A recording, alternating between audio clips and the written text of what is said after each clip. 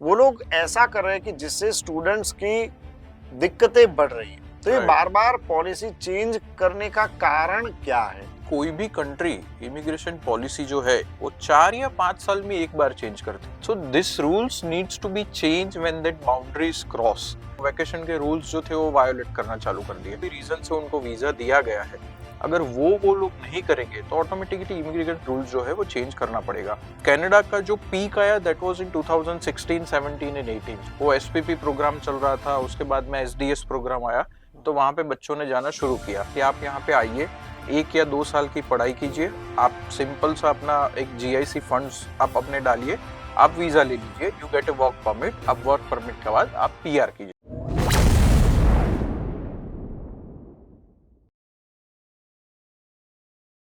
Hello friends, Kumar bioscope में आपका स्वागत है।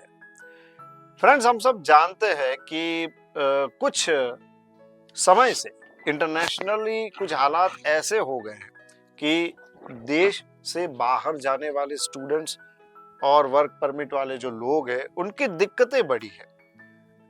जी, आप बिल्कुल सही समझ रहे हैं। मैं बात कर रहा हूँ कनाडा और यूएस की। कनाडा ने कुछ ऐसी पॉलिसीज में चेंजेस लाए हैं कि जिसकी वजह से वहाँ के स्टूडेंट्स को दिक्कतें हो रही है। दूसरी तरफ ट्रम्प सरकार आई है और ट्रम्प सरकार ने यूएस में भी कुछ ऐसे चेंजेस लाने की बात की है कि जिसकी वजह से आने वाले भविष्य में जो इंडियंस हैं उनको तकलीफ हो सकती है। इन सबके बीच बात करें तो यहाँ पे जो पेरेंट्स हैं और उनके बच्चे जो बाहर पढ़ रहे हैं उनकी चिंताएं भी बढ़ गई है।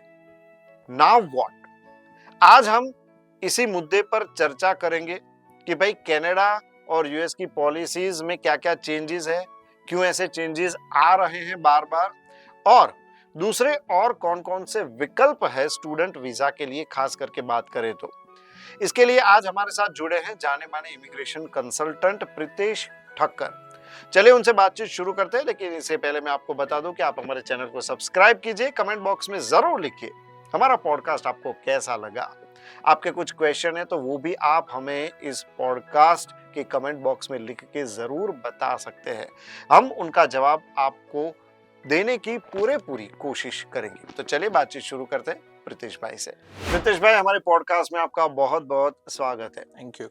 प्रीतेश भाई, मैं कुछ समय से देख रहा हूँ कनाडा और यूएस अपनी पॉलिसीज चेंज कर रहे हैं, और हम ये भी देख रहे हैं कि भाई हमारे स्टूडेंट जो वहां पे पढ़ने जाते हैं उससे उनको तो फायदा है, लेकिन फिर भी वो लोग ऐसा कर रहे हैं कि जिससे स्टूडेंट्स की दिक्कतें बढ़ रही है। तो ये Right. बार बार पॉलिसी चेंज करने का कारण क्या है?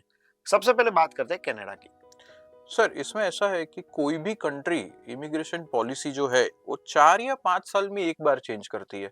या तो ऐसा होता है कि जब गवर्नमेंट चेंज होती है, या तो कंट्री में कुछ स्किल्स की रिक्वायरमेंट सर्टनली आ जाती है, या कंट्री का खुद का जो एम्प्लॉयमेंट रेशियो है वो कम हो जाता है, तभी चेंज होती है। If you see for last 2-3 years कि हर एक कंट्री जो है वो इमिग्रेशन पॉलिसी के जो चेंजेस है वो साल में 4 या 5 बार कर रहे हैं।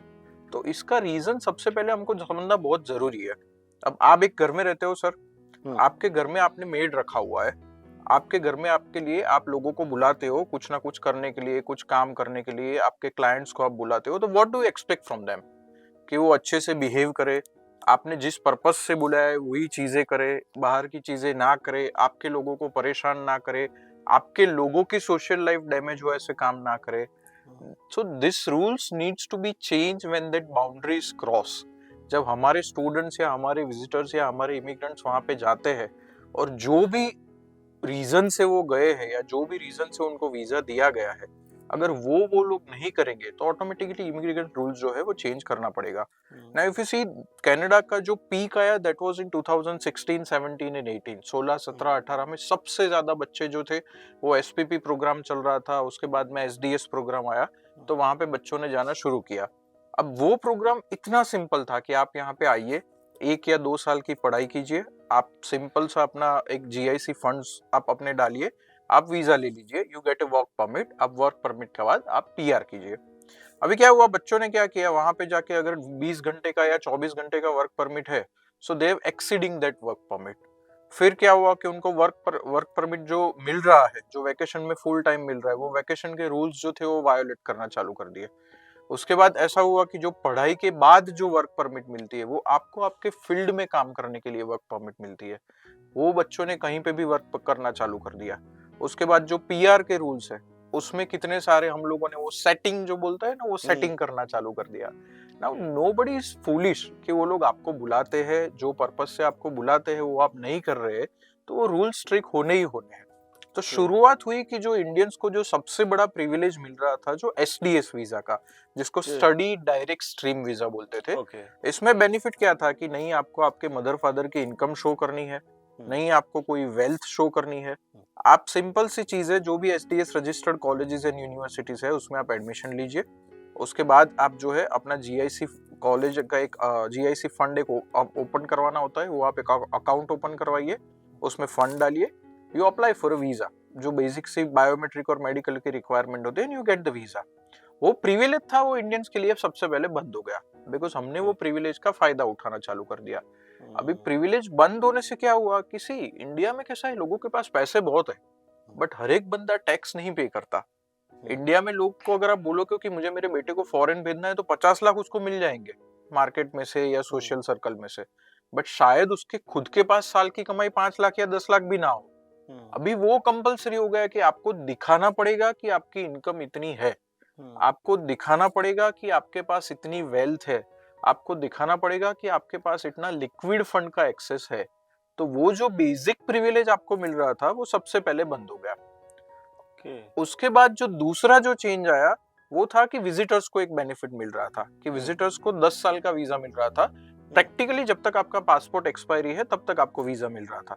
तो पासपोर्ट वैलिडिटी अगर आपकी 10 साल की पूरी है तो you get full 10 years visa. अगर आपका पासपोर्ट 1 साल 2 साल 3 साल का बचा है तो you get 1 year 2 year 3 year visa. उसमें भी कैसा होता था कि पीपल स्टार्टेड गोइंग देयर, वहां पे 6 महीने का एक आपको विंडो दिया जाता है कि 6 महीने में आपको वापस आ जाना है। अगर आप उससे ज्यादा टिकना चाहते हो, ज्यादा रहना चाहते हो, तो you can apply for an extension and then you can leave. वो एक्सटेंशन अगर अप्रूव होता है तो वो रूल हमने ब्रेक करना चालू कर दिया। तो वो भी अभी जो बेनिफिट मिल रहा था इंडियंस को वो बंद हो चुका है। तो बेसिकली स्टूडेंट्स के लिए एसडीएस स्कीम अभी बंद हो चुकी है। जो वर्क परमिट आपको इजीली मिल जाती थी वो अभी आपको आइल्स देना पड़ेगा। अंडर ग्रेजुएट के लिए सीएलबी लेवल 5 और ग्रेजुएट के लिए सीएलबी लेवल 6 ये स्कोर करना पड़ेगा, तभी जाके अभी आपको वर्क परमिट मिलेगी। और वो भी विद द कंडीशन कि आप जो भी एरिया में पढ़ाई कर रहे हो वो एरिया में आप जो पढ़ाई कर रहे हो वो स्किल की डिमांड है तो आपको वर्क परमिट मिलेगी। तो ये चेंजेस जो है, ये चेंजेस अभी कनाडा ने नए अप्लाई किए हैं। सर आपने ये बताया, पूरा एक जो थिंकिंग है मेरी वो एकदम बदल गई। मतलब मैं अब तक यही सोच रहा था कि भाई इंडियंस को बहुत ही अन्याय हो रहा है, लेकिन आपने जो बात की उससे तो ये लग रहा है कि भाई आप कहीं पे भी आप बाहर से हो तो आपको वहां पे इस तरीके से कोई बेनिफिट नहीं लेना चाहिए कि वहां पे फिर वो लोग उसका फिर लगे कि भाई नहीं ये गलत है, अगर हम आपको रोक सकते हैं। और उनके पास वो पावर है क्योंकि जगह उनकी है।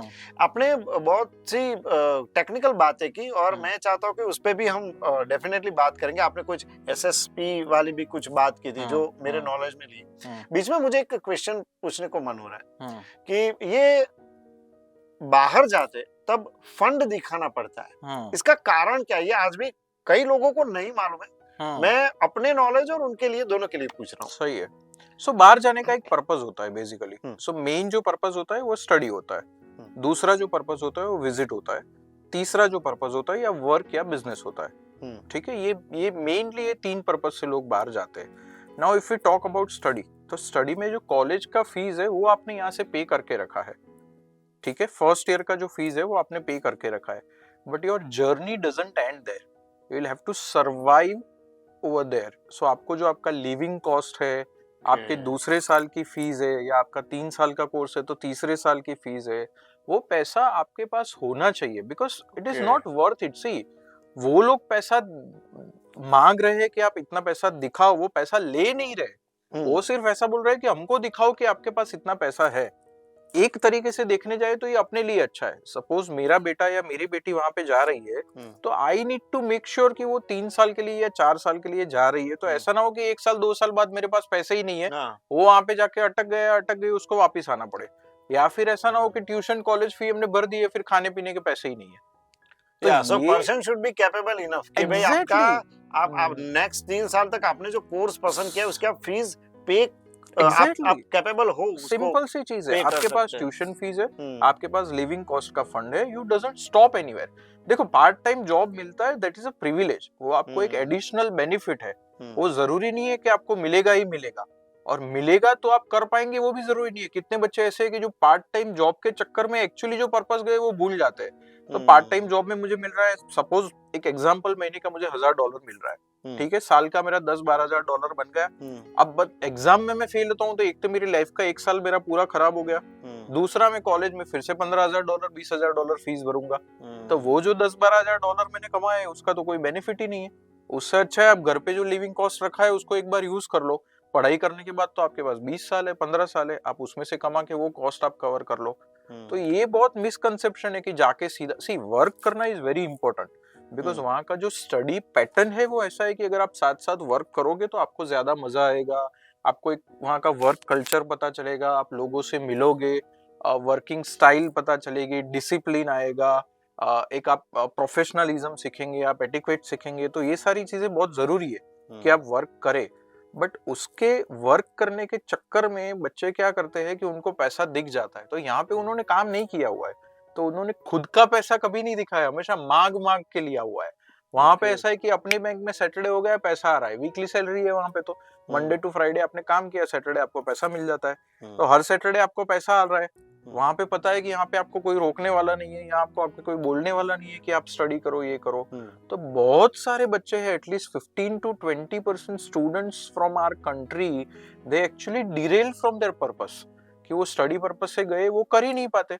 और कई सारे बच्चे ऐसे होते हैं कि यहाँ पे लिविंग कॉस्ट है नहीं उनके पास, बिकॉज की फंड्स कहीं से अरेंज करके दिखा दिया है, तो वो प्रेशर में आ जाता है कि मैं घर से तो पैसा मंगवा नहीं सकता, मेरे पापा को मैं बोल नहीं सकता, उनकी सिचुएशन नहीं है, मम्मी घर पे बीमार पड़ जाएंगी, दादा को पता चलेगा तो वो टेंशन में उनका हाई बीपी हो जाएगा, तो वो मांग नहीं सकते, और उस चक्कर में कोई भी जॉब करने लग जाते हैं और उसमें पढ़ाई का पर्पस फेल हो जाता है। तो there intention is very pure कि आप हमको दिखाओ कि आपके पास पैसा है, हम वीजा दे देंगे, आप बच्चे को भेज दो।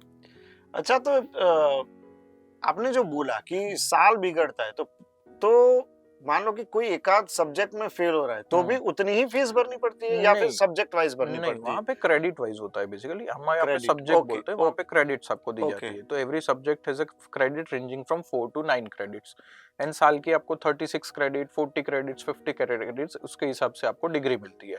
तो बेसिकली अगर आप एक सब्जेक्ट में या एक मॉड्यूल में फेल होते हो तो पर्टिकुलरली आपको वो मॉड्यूल आप कवर करने के लिए उतनी फीस पे करके आप वो 2 या 3 महीने का, आपको 4 महीने का एक्स्ट्रा टाइम दिया जाता है। Whenever you apply for a student visa, तो आपको एक 4 महीने का, 3 महीने का एक्स्ट्रा टाइम मिलता है, उसमें आप उतनी फीस भर के वो सब्जेक्ट या वो मॉड्यूल क्लियर करके वो क्रेडिट आप गेन कर लो, and then you get a degree. But if there is lot of credit missing, then of course you'll have to entirely apply for the extension of the visa and pay for the entire tuition fee, simple.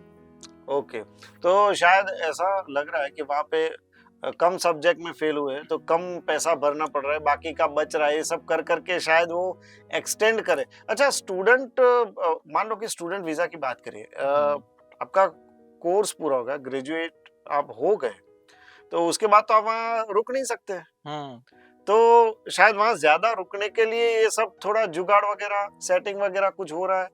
सी अभी ऐसा है, current rule ऐसा है कि अगर आप university में पढ़ाई कर रहे हो तो आपको वर्क परमिट मिलेगी। अगर आपने पढ़ाई के बाद अगर आइल्स दे दिया है तो आपको वर्क परमिट मिलेगी। अगर आप जो पढ़ाई कर रहे हैं वो स्किल्स अगर डिमांड में है तो आपको वर्क परमिट मिलेगी। इस 3 सिनेरियो के अलावा कुछ भी है, then you have to go back to your own country.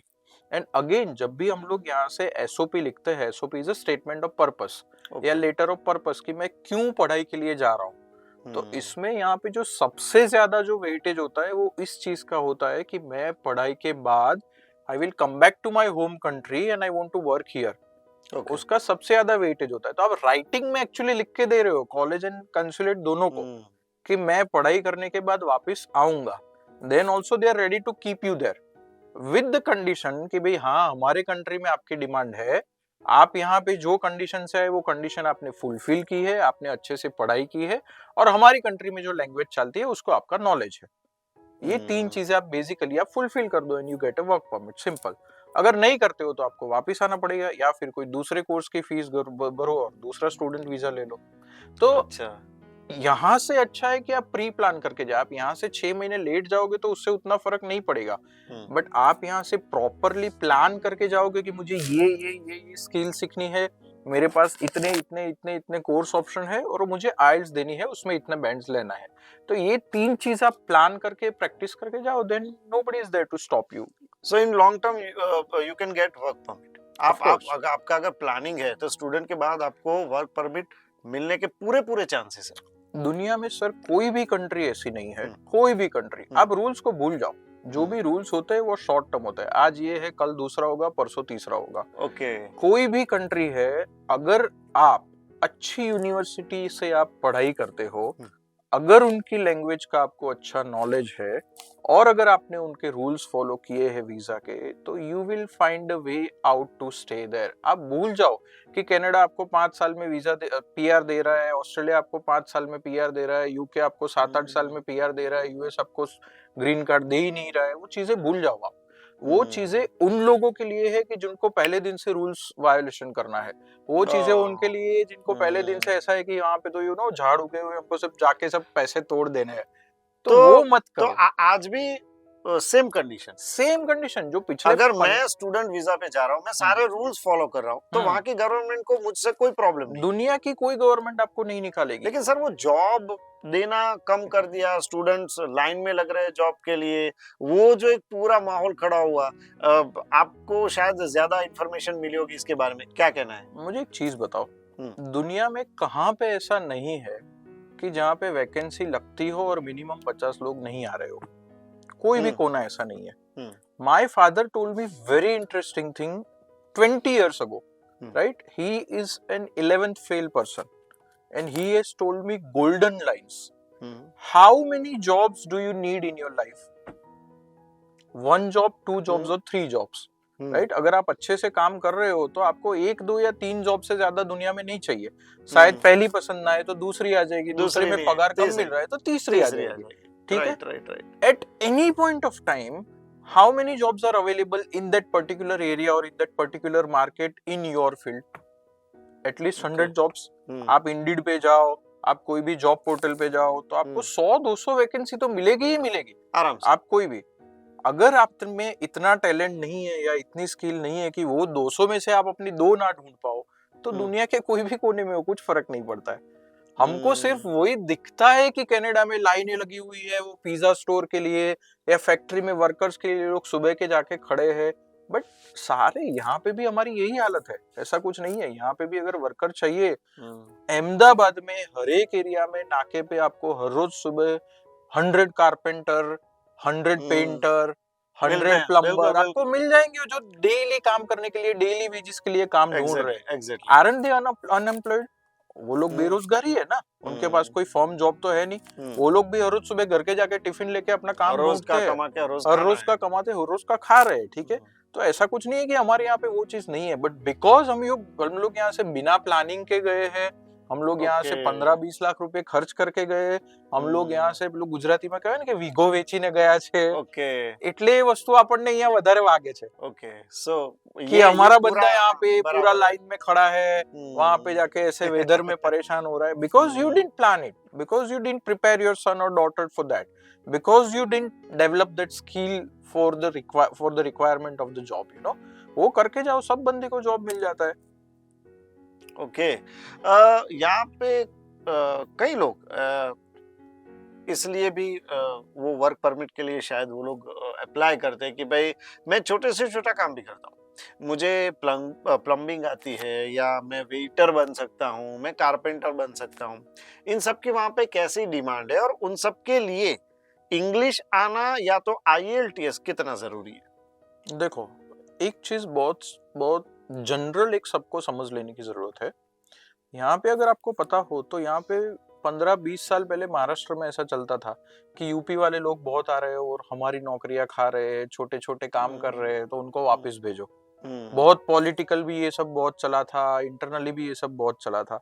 अभी हमारे इंडिया में भी चल रहा है कि भाई बांग्लादेश से लोग आ रहे हैं, वो लोग छोटे मोटे काम कर लेते तो हमारे लोगों को काम नहीं मिल रहा है। तो हर एक कंट्री का, because see for all the governments their people are their own kids. अगर उनके खुद के बच्चे भूखे मर रहे हैं, अगर उनके खुद के बच्चों के पास काम नहीं है, तो वो बाहर वालों को काम नहीं देंगे। ये सिंपल सी चीज समझ लेने की जरूरत है सबसे पहले। अभी कैसे लोगों को काम मिलेगा, ठीक है, तो वहां पे मेडिकल प्रोफेशन की हर एक कंट्री में बहुत रिक्वायरमेंट है। तो अगर आप मेडिकल प्रोफेशन में हो, देन देयर आर चांसेस कि आपको मिल जाए। इंडिया का जो अकाउंट्स है वो बहुत स्ट्रांग है। तो इंडिया में अगर आपने कुछ अकाउंट्स में कुछ पढ़ा हुआ है, सीए किया हुआ है, सीएस किया है, सीएफए किया है, आईसीडब्ल्यूए की कुछ पढ़ाई की है, देन देयर आर चांसेस कि आपको मिल जाए। या तो फिर ऐसी जॉब है कि जो टेक्निकल जॉब्स है, जो मशीन के साथ आप कुछ कर सकते हो। अगर आप कुछ ऐसे इंजीनियर हो जिसके, जैसे जर्मनी में आप देखो तो ऑटोमोबाइल इंजीनियर्स की बहुत डिमांड है, तो वहां पे अगर आप जाओ तो ऐसा हो कि उनकी खुद के जो स्किल्स है वो पूरा नहीं कर पा रहा है जो डिमांड हो, तो दो लोग जो है वो बाहर से लेंगे। Dubai is a tourism country, वहां पे हॉस्पिटैलिटी वाले लोगों की बहुत जरूरत होती है, बिकॉज सारे लोग बाहर से आ रहे हैं। तो बाहर से लोगों को संभालने के लिए भी तो लोकल स्टाफ चाहिए, और वहां के शेख लोग तो काम करते नहीं है। तो वहां पे ऐसा है कि बाहर के लोग चाहिए। तो you have to understand before applying for work. हमको कैसा है यार, मैंने यहाँ से ना मास्टर्स ऑफ कंप्यूटर कर लिया है, मुझे तो सीधा आईटी में 30 लाख की जॉब चाहिए। भाई तुझे यहाँ पे कोई 30,000 की जॉब नहीं दे रहा है, वहां पे 30 लाख की जॉब 15 लाख रुपया या 20 लाख देके तू कहाँ से कर लेगा? सिंपल सी बात है। तो वो समझना बहुत जरूरी है कि पहले आप ये देखो कि एक जेन्युइन जॉब टेस्ट उसको बोलते हैं, कि वो कंट्री में कौन से डिमांड है, खुद की कंट्री में कौन से लोग जो है वो इनफ नहीं है, एंड देन अगर आपको मिल रहा है कि ये फेयर ऑफर है, then definitely you can apply for work permit, there is nothing wrong in that. Pritesh भाई, कंसल्टेंट इन सब चीजों में कितना गाइड कर सकते हैं? बहुत सारी चीजें गाइड कर सकता है, बट कंसल्टेंट की भी एक लिमिटेशन होती है। आप समझो कि हमारे पास भी दिन के 8 घंटे या 9 घंटे है। किसी ने 3 काउंसलर बिठाए हैं, किसी ने 4 काउंसलर बिठाए, किसी ने 25 काउंसलर बिठाए हैं, बट सबके पास दिन के 8 घंटे है। सबके पास रोज की, अगर मैं वर्क परमिट की एक नॉर्मल सी एड डालू ना न्यूज़पेपर में, तो मेरी ऑफिस पे 200 लोग आके खड़े हो जाएंगे। भले ही मेरे पास वर्क परमिट है नहीं है, 200 लोग आके खड़े हो जाएंगे। सब लोग 5,000 से लेके 50 लाख रुपया देने तक रेडी है। पर वो कंसल्टेंट की भी लिमिटेशन है कि उसको सामने से कितना सप्लाई है, बिकॉज हर एक कंसल्टेंट का एक रिक्रूटमेंट कंसल्टेंट या कंपनी या इमिग्रेशन कंसल्टेंट के साथ टाई अप होता है। वो हर कंसल्टेंट, वहां पे 200 कंपनियां रजिस्टर्ड है फॉरेन वर्कर्स को हायर करने के लिए, तो 200 कंपनियों के साथ कॉन्ट्रैक्ट नहीं कर सकता। तो मेरे पास शायद महीने की 2 या 3 या साल की 15-20 जॉब आएगी, तो वो मैं 15-20 लोगों को ही प्लेस कर सकता हूँ, ज्यादा लोगों को नहीं कर सकता। बाकी लोगों को मुझे ना बोलना पड़ेगा। तो कोई मतलब ही नहीं है कि मेरे 8 घंटे 10 घंटे में 100 लोगों को कंसल्टेंट, 100 लोगों को मिलके उनका इंटरव्यू लेके उसमें से एक को या दो को हाँ बोलूं और पूरे महीने भर में ये करता रहूं। उससे अच्छा है मैं स्टूडेंट्स को बुलाऊं, उनको आइल्स पढ़ाऊं और स्टूडेंट वीजा के लिए भेजूं, बिकॉज वहां पे मेरे पास कैप नहीं है। यहाँ पे मेरे पास कैप है, लिमिटेशन है। वहां पे मेरे पास 50 कॉलेज है, 500 कोर्स है और 5,000 स्टूडेंट्स की जगह है। तो कंसल्टेंट्स इसलिए मेजोरिटी ऑफ द जो कंसल्टेंट है कि वो लोग स्टूडेंट वीजा में या इमिग्रेशन में ज्यादा इंटरेस्ट इसलिए रखते हैं कि उनके पास कैप नहीं है और उनके पास सप्लाई अनलिमिटेड है। वर्क परमिट में आप देखोगे तो 90% फ्रॉड इसलिए होते हैं बिकॉज के डिमांड बहुत है, सप्लाई कम है। तो लोग कहीं से भी फेक सप्लाई या फ्रॉड सप्लाई एक डाल देंगे, उसका पैसा ले लेंगे और फ्रॉड हो गया। फिर वो पकड़ा गया, नहीं पकड़ा गया, नहीं पकड़ा गया, वो अलग चीज है, वो बाकी बात की बात है। बट फ्रॉड वहीं पे होता है कि जहाँ पे ये प्रीतेश भाई, आपने जो बात बताई, मेरे दिमाग में वही चल रहा था जब आप मुझे बता रहे थे। मैं किस तरीके से चेक करूं कि प्रीतेश भाई एक प्रॉपर कंसल्टेंट है या कोई दूसरे जो व्यक्ति है वो प्रॉपर कंसल्टेंट है, उनको चेक करने का तरीका क्या होता है? स्टूडेंट वीजा हो, वर्क परमिट हो, कुछ भी हो। Okay, unfortunately there is no such way in India. India में ये जो बिजनेस है वो रेगुलराइज है ही नहीं। अगर आप फूड का बिजनेस करना चाहते हो तो आपको एफएसएसआई का लाइसेंस लेना पड़ता है। अगर आपको अकाउंटेंसी एडवाइस देनी पड़ती है तो आपको सीए पढ़ना पड़ता है। अगर आपको लॉ की एडवाइस देनी है तो आपको लॉ पढ़ाई करनी पड़ती है। फॉरेन कंट्रीज में इमिग्रेशन लॉ करके कोर्स है। इंडिया में ऐसा कोई रेगुलराइजेशन, ऐसा कोई कोर्स, ऐसा कोई वेरिफिकेशन है ही नहीं। सबसे अच्छा हेल्पफुल है internet. Basically, consultant is not giving anything from their own pocket. They are also relying on the third party. So make sure that you go with your guts, go with your reference and make sure to verify the documents of third party he or she is providing. Simple. अगर वो भी आप verify नहीं कर सकते by any reason, तो मुझे लगता है कि आप में उतनी स्किल्स ही नहीं है कि आप फॉरेन जाओ और वर्क परमिट पे काम करो। क्या ऐसा लग रहा है कि भाई अगर गवर्नमेंट इसमें थोड़ा सपोर्ट करे और कंसल्टेंट के रिलेटेड कुछ काउंसिल बनाए या कुछ उनका एक कि भाई ये अथॉरिटीज है, आप इनको मिलकर अपना काम कर सकते हैं। जस्ट एक रजिस्टर्ड, जैसे डॉक्टर्स में होता है रजिस्टर्ड प्रैक्टिशनर, एडवोकेट्स में होता है कि भाई registered practitioner, he can do, he is eligible to do practice. ऐसा कुछ हो सकता है या करना चाहिए? जस्ट हो सकता है, डेफिनेटली हो सकता है। यहाँ पे आप कोर्सेज इंट्रोड्यूस कर सकते हो कि जहाँ पे इमिग्रेशन लॉ की एक प्रॉपर पढ़ाई हो, but ultimately everything is rely on other countries government, not our countries government. So बाकी की जो भी गवर्नमेंट है, they are trying to impose the rules on the consultant. वो लोगों ने सबने एक वेबसाइट बनाई हुई है, सबने लिंक बनाई हुई है कि आपको कुछ भी लगे तो report to us, we will try to guide you. ठीक है, हमारी गवर्नमेंट शायद इसीलिए भी नहीं कर सकती बिकॉज ये इनडायरेक्टली ऐसा है कि हम हमारे स्किल्स को बाहर भेज रहे हैं। हमारी खुद की जो स्किल्स है वो हमारी कंट्री को काम ना आते हुए वो लोग बाहर जा रहे हैं। तो इसीलिए भी शायद वो लोग इतना एंगेज या इतना इंक्लूड नहीं हो सकते, बिकॉज वो इनडायरेक्टली वो फिर अपनी कंट्री के लोगों के साथ वो इनजस्टिस हो जाएगा। अच्छा, फिर से बैक टू स्टूडेंट वीजा, इसकी बात करें। आपने कुछ एसएसपी की बात की, फिर आपने अंडर ग्रेजुएट जो लोग हैं उनके लिए आपने कुछ सिविल या ऐसा कुछ आप बोले थे। ये टेक्निकल टर्म्स है, ये हमारे जो दर्शक हैं उनको आप समझाए कि ये सब क्या होता है। सो पहले जो कनाडा में चलता था that was SPP program, student partnership program. Okay, that program was specifically design for Indian students. उसके बाद उसको रीनेम किया गया with very minor changes and it used to be called as an SDS, study direct stream. तो इसमें ऐसा था कि see Canada is a big country for education, तो वहां पे 40-50 कंट्री से लोग, से अलग अलग कंट्री से लोग पढ़ाई के लिए आते हैं। India is one of them because India has a good education system, because India has a majority of people speaking English, उनको एक डायरेक्टली प्रिविलेज दिया गया था कि आप ये हमारी कॉलेजेस है या ये यूनिवर्सिटीज का एक लिस्ट है, उसमें अगर आपने एडमिशन ले लिया, अगर आपके 10th में 12th में बैचलर्स में सर्टेन परसेंटेज से ऊपर परसेंटेज है, अगर आप आइल्स में अच्छा स्कोर कर लेते हो एंड अगर आप हमारे जो रेगुलराइज बैंक है उसमें अकाउंट ओपन करवा के एक fix deposit which is called GIC आप रख देते हो, तो आपका हम और कुछ चेक नहीं करेंगे कि आपके माँ बाप कितना कमा रहे हैं, क्या कर रहे हैं, आपके पास वेल्थ कितनी है, आपके पास 2 साल का फंड है कि नहीं है, जो हमारी मेंटेनेंस फंड के बारे में बात हुई। एग्जैक्टली। तो वो बिना दिखाए आपको सीधा वीजा मिल जाता था और वीजा का ratio was as good as 90%, above 90%। So that is SDS, that is SPP. अभी जो है वो सारे प्रोग्राम बंद हो चुके हैं। Now they are treating everyone with the same stick. अच्छा, जीआईसी क्या है full form? Guaranteed investment certificate. वो बेसिकली एक एफडी होता है, एक फिक्स डिपॉजिट होता है। जैसे हम यहाँ पे बैंक में एफडी रखते हैं, वहाँ पे स्कॉशिया बैंक है, आरबीसी बैंक है, नोवा स्कॉशिया बैंक है, वो सारी बैंक्स में एक आप अकाउंट ओपन करवा सकते हो। वहाँ पे आपको एक फंड, कनाडा की बात है, कनाडा की, आपका एक कनाडा में बैंक अकाउंट ओपन होता है, वहाँ पे एक सर्टेन फंड्स आपको, जैसे अभी जो रूल चल रहा है उस हिसाब से 20,400 कैनेडियन आपको वहाँ पे एक डिपॉजिट करवाने होते हैं। वो आपको हर महीने एक इंस्टॉलमेंट्स में आपको वापस मिलेगा। तो लिविंग कॉस्ट के पेरेंट्स को यहाँ पे टेंशन ही नहीं है, बिकॉज हर महीने उसको उतना फंड वहाँ पे वो बैंक से मिल जाता है। उससे ज्यादा अगर वो विड्रॉ करना है तो नहीं कर सकता। ओके।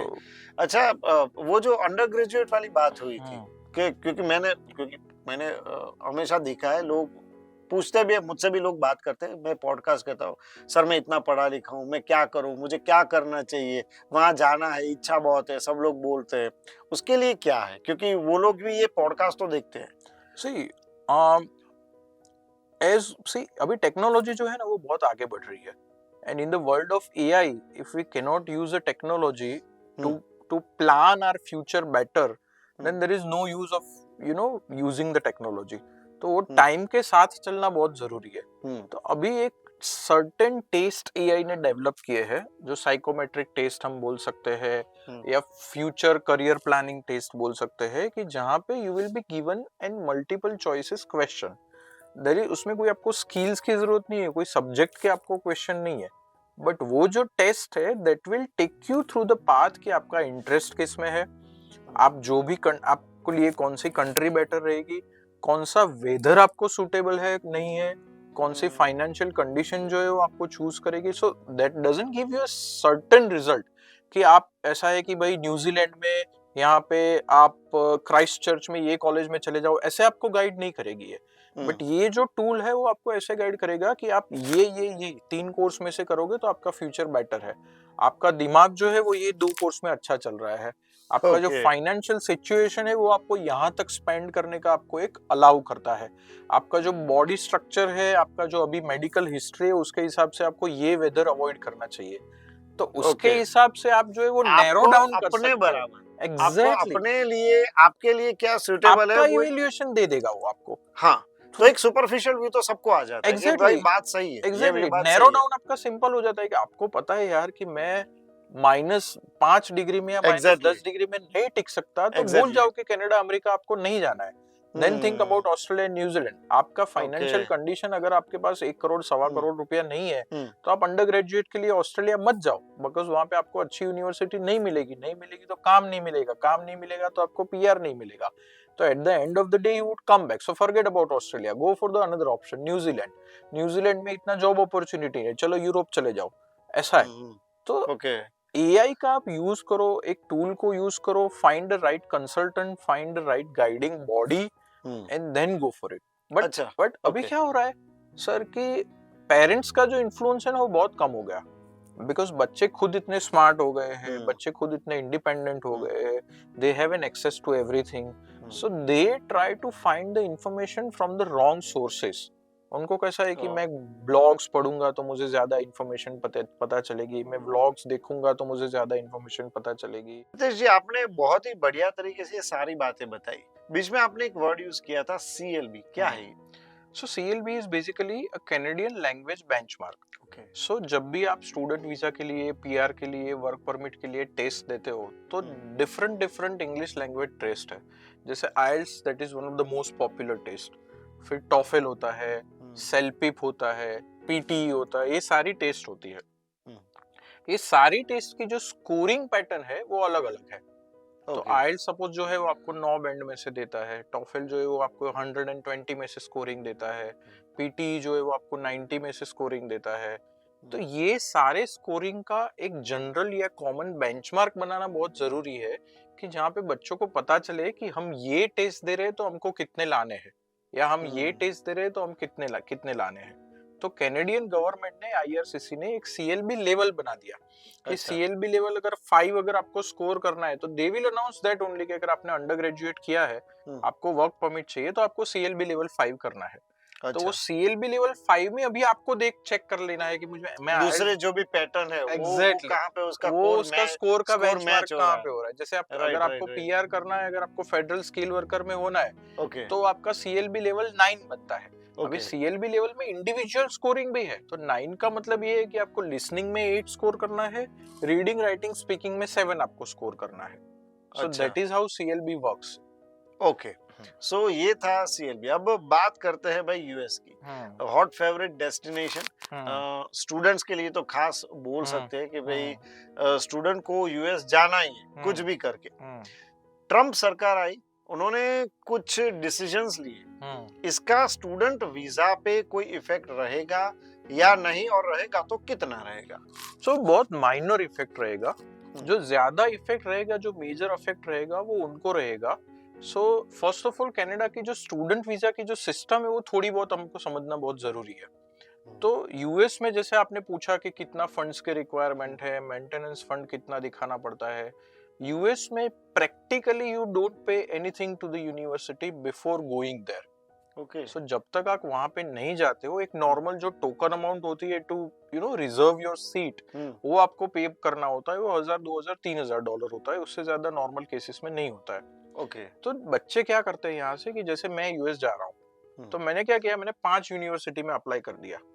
अभी मेरा 4 यूनिवर्सिटी में से मेरा ऑफर आ गया, अभी मैं क्या करता हूँ कि जो सबसे अच्छी यूनिवर्सिटी है, जो सबसे महंगी है, वहां पे मैंने $2000 या $3000 करके मेरा सीट रिजर्व करवा दिया। सिक्योर कर लिया, ठीक है। अब मैं जा रहा हूँ इंटरव्यू के लिए जा रहा हूँ, वो हम्म, सीट रिजर्व करवा दिया, मैंने सेविस फी पे कर दी, मैंने वीजा फीस पे कर दी, मेरी इंटरव्यू की डेट आ गई। अभी interviewer is evaluating you on the basis कि आप ये यूनिवर्सिटी में जा रहे हो, ये कोर्स में जा रहे हो, और वहां पे जाके ये चीजें करेंगे, एंड देन ही और she gives you visa. Visa मिलने के बाद आप ये करते हो कि यार इसकी फीस तो 40,000 है ना, मैं 15,000 या 20,000 वाली में चले जाता हूँ। अच्छा। उसके बाद बिकॉज आपने सिर्फ $2000 भरे हुए, ज्यादा तो भरे नहीं है वहां पे, $2000 भर के आपने वो सीट जाने दिया, वो $2000 Okay. आपके चले गए। आपने चेंज कर, बिकॉज आपका वीजा भी 5 साल का आ गया है, all you need to do कि जो आपने $350 सेविस फीस जो आपने पे की है, उसमें आपको यूनिवर्सिटी चेंज करनी है, और कुछ नहीं करता, it's online process, it takes hardly 120 seconds. Okay. तो 2 मिनट में आपने अपनी यूनिवर्सिटी चेंज कर ली, आप 40,000 के बेंचमार्क से आ गए सीधे 15,000 के बेंचमार्क पे। ओके। अभी आपको वीजा मिला था, 5 साल का वीजा मिला था, वो आपको एक सर्टेन यूनिवर्सिटी के लिए, सर्टेन कोर्स के लिए मिला था, वो आपने अपने पैसे बचाने के चक्कर में दूसरी कॉलेज में चले गए। तो वहां पे जितने भी बच्चों ने जाके ये किया है, उनको अभी दिक्कत आएगी when they are applying for an extension। जो यूएस में ऐसा है कि जो स्टूडेंट वीजा मिलता है उसको F1 बोलते हैं, F1 visa. F1 visa. Okay. उसके बाद आप जो अप्लाई कर सकते हो, वो J1 वीजा अप्लाई कर सकते हो, L1 वीजा अप्लाई कर सकते हो, F1 visa, sorry H1 visa apply कर सकते हो। ये सारे वीजास के लिए जब आप जाएंगे, then at that time you have a solid reason behind it that why did you change the college from the time you have applied. तो वो बच्चों को भी दिक्कत है, या तो आप यहाँ पे स्टडी वीजा के लिए आए थे, तो आपने पढ़ाई क्यों, बिकॉज कि 5 साल का वीजा मिल रहा है, बिकॉज कि आपके पास पार्ट टाइम वर्क परमिट है, तो आपने क्या किया, वहां पे जाके पढ़ना ही छोड़ दिया, लो लेवल की, मिडिल लेवल की कॉलेज में एडमिशन ले लिया, सिर्फ एग्जाम देने जा रहे हैं, बाकी आप काम कर रहे हो, बाकी आप कमाई कर रहे हो। तो वहां पे जाके अभी आपको दिक्कत आएगी, बिकॉज कि आपने एक मिस रिप्रेजेंट किया है अपने आप को। तो वो बच्चों को दिक्कत आ सकती है। जो भी बच्चे नॉर्मल तरीके से गए, यूनिवर्सिटी में गए, सही जगह पे पढ़ाई की है, they don't have anything to worry about. अच्छा, तो इसका मतलब ये हुआ कि दे अलाउड कि भाई आप चेंज कर सकते हैं, वो सालों लेकिन से चेंज allowed है। करने के बाद जब आप और कुछ आपको चाहिए, कुछ एक्स्ट्रा आपको करना है, आपने जो J1 वीजा और एक और वीजा का नाम L1 वीजा। L1 वीजा, हाँ, अगर उसके लिए कुछ करना है तो आपको तब वो रीजन देना पड़ेगा। Exactly. J1 visa and internship visa, तो आपको 1-1 साल का इंटर्नशिप वीजा मिलता है। जैसे यहाँ पे आप आर्किटेक्चर पढ़ते हो, मेडिकल में पढ़ाई करते हो, सीए पढ़ते हो, तो आपको आर्टिकलशिप, इंटर्नशिप आती है। तो J1 visa is the same thing कि वहां पे आपको इंटर्नशिप मिलती है। तो वो इंटर्नशिप मिलती है, तब तो आपके सवाल उठेंगे आपके ऊपर कि आपने तो ये यूनिवर्सिटी से वीजा लिया था, अभी तो आपकी डिग्री तो ये यूनिवर्सिटी है, तो वो Okay. वहां पे पंगा आ सकता तो है। पहले जो आपने अप्लाई किया था वो उनके पास रिकॉर्ड रहता है, फिर आपने Exactly. चेंज किया उसका रिकॉर्ड तो ओके साहब उनके पास सब पूरी जन्म कुंडली कुंडली होती है, लेकिन जब वो सवाल करते हैं तो वो पहले वाले पे हाँ, करेंगे। हाँ। ओके, L1 क्या होता है? L1 is basically A transfer visa, intra company transfer visa. So basically आप इंडियन ओरिजिन हो, ठीक है, आप यहाँ पे कोई कंपनी में काम कर रहे हो, अभी वो कंपनी को वहां पे किसी एम्प्लॉय की जरूरत है, वहां पे भी उनके ऑपरेशंस चल रहे हैं, तो व्हाट दे डू इज कि यहाँ से इंट्रा कंपनी ट्रांसफर जो है, वो अपने एम्प्लॉयज को ट्रांसफर करते हैं फॉर अ सर्टेन प्रोजेक्ट, कि मेरा यहाँ पे 6 महीने का प्रोजेक्ट है, 1 साल का प्रोजेक्ट है, 2 साल का प्रोजेक्ट है, तो मेरे ये 50 लोग यहाँ से जा रहे हैं, ये काम करेंगे एंड देन वापस आएंगे। अब कभी कभी ऐसा होता है कि मेरी कंपनी को रिक्वायरमेंट है, वो रिक्वायरमेंट फुलफिल करने के लिए वहां पे 1 साल का या 2 साल का एजुकेशन लेना पड़ेगा, तो they get F1 visa first, वो अपना कोर्स खत्म करेंगे and then they get an L1 visa.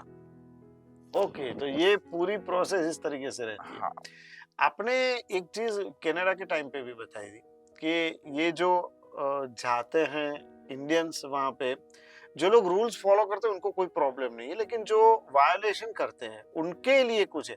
US में ऐसा कुछ देखने को मिल रहा है कि वहां पे जाके उनके रूल्स के हिसाब से यहाँ पे कुछ बीच वाला सेटिंग जुगाड़ शुरू कर देते हैं, violation of rules. So basically जो फर्स्ट वायोलेशन अभी जो सबसे पहला हो रहा है, वो हो रहा है इलीगल इमिग्रेंट्स।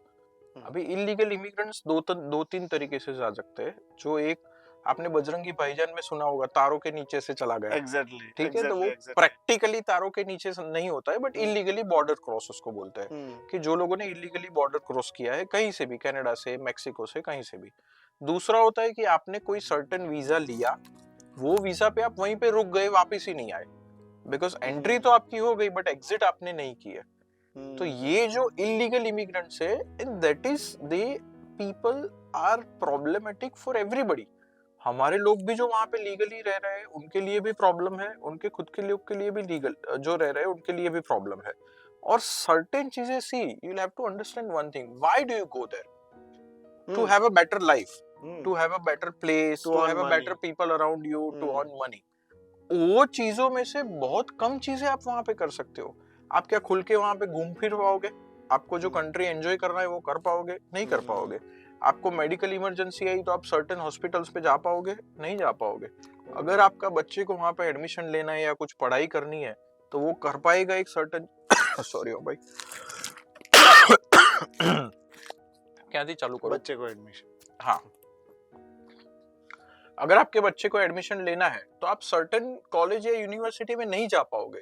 तो जो पर्पस से आप जा रहे हो वो तो वहां पे आप कर नहीं पा रहे हो, तो उससे अच्छा है आप लीगल तरीके से जाओ।